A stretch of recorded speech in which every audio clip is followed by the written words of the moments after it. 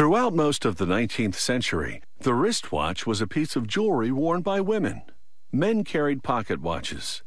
It was during the Boer War in 1899 that British soldiers decided fumbling around for a pocket watch during battle was a serious waste of time.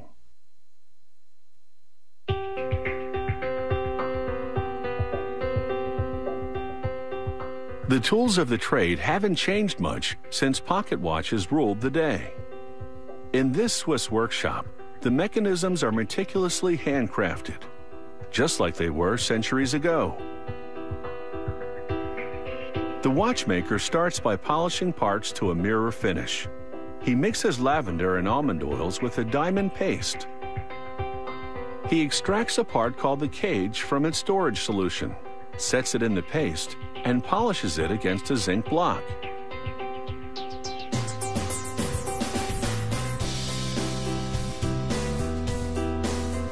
He brushes the dust off the cage with a soft piece of wood. Another watchmaker polishes its edges, removing tiny bits of material so other parts can fit to it. The technician attaches gears to the cage.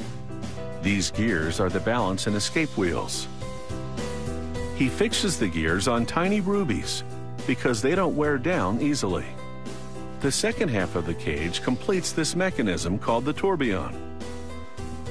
Invented in 1789, these rotating gears in a cage counteract the effect of gravity on timekeeping for more accurate results.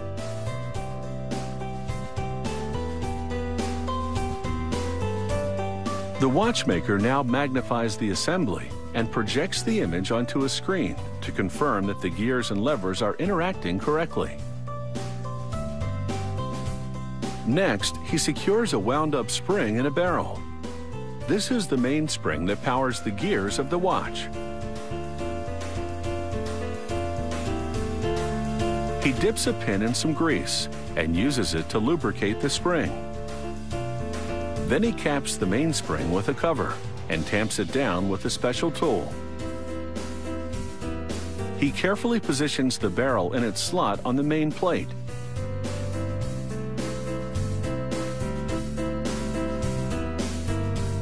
The watchmaker now installs another series of gears on the main plate. They'll transfer power from the spring to the tourbillon.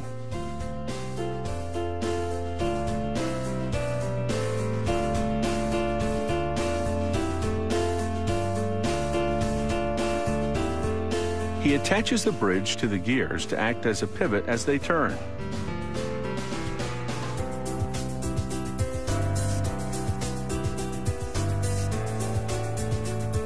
Another spot of grease keeps these wheels turning efficiently.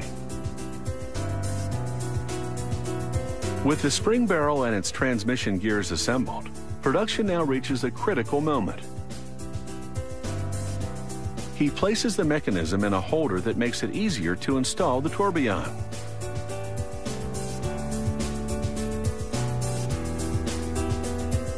It's a tricky job. The cage must be precisely positioned for its gears to receive power from the spring. He now transfers the mechanism to another holder to insert the winding stem.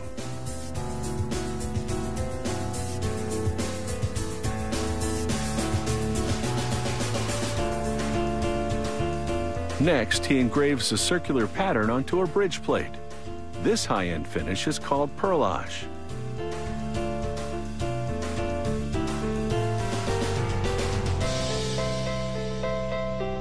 The technician attaches the textured bridge to the dial side of the watch.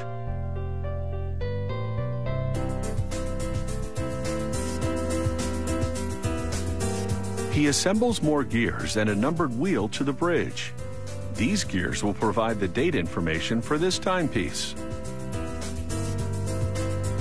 Another bridge secures the gears that lead to the date wheel. He fastens it with tiny screws. He slides the second date wheel onto its axle and checks the setting mechanism. We'll have the up-to-the-minute details as this watch gets a beautiful face.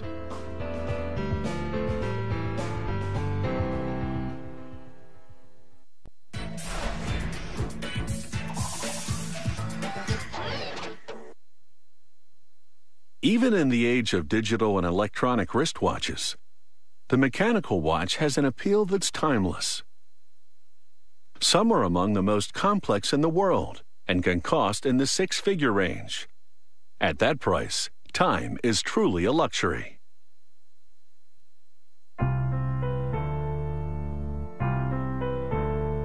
In a factory nestled in the scenic Swiss countryside, a highly skilled team has assembled the inner workings of a luxurious tourbillon wristwatch.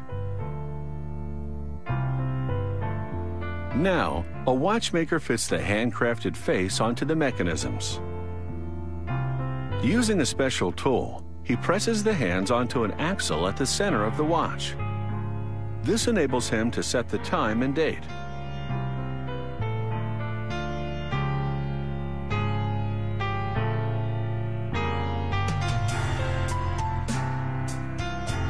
The watch will be encased with 18-karat red gold bezels sealed against the elements with rubber rings.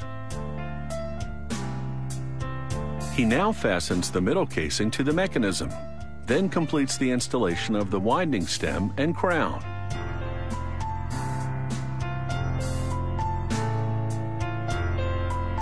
The watchmaker lubricates the bridge for the auto winding system, then engraves a parallel ribbed pattern onto it.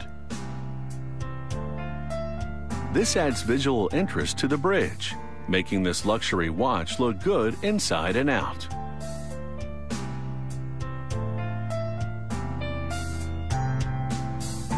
After the bridge has been set with jewels, it's ready to be installed at the center of the watch, where its jewels will keep parts from rubbing against each other, causing wear and tear.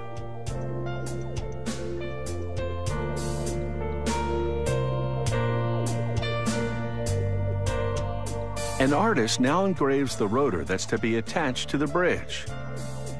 It's this part that will automatically wind the watch. It's a signature piece that can reflect the customer's individual taste.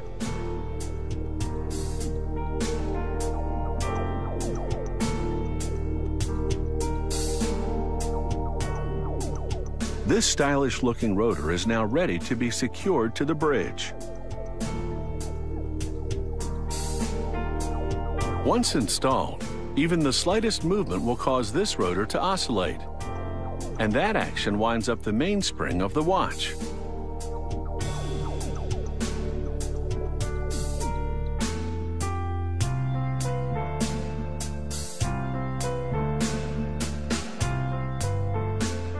The watchmaker now shields this timepiece with a glass dome, and then vacuums dust from the next gold bezel.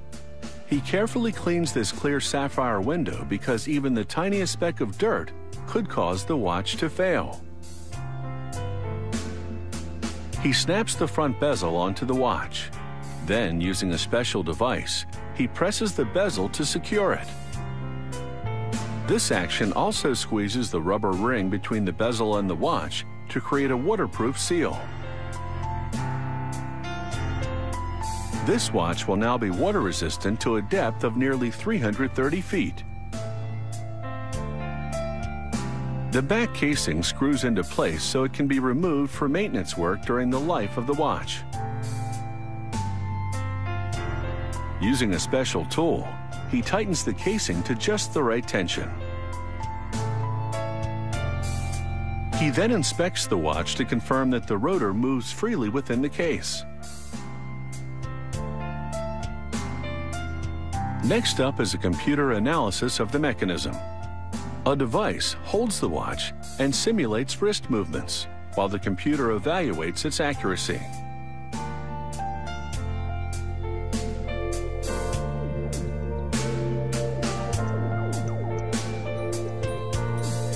That's the sound of a minute repeater, which is a feature on some models. When triggered, it chimes the time.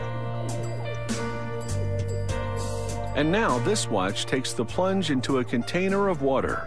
If bubbles appear, it would signify a leak, but there are none, so this watch is waterproof. This incredible watch will set you back $150,000, but it will be an heirloom piece that stands the test of time.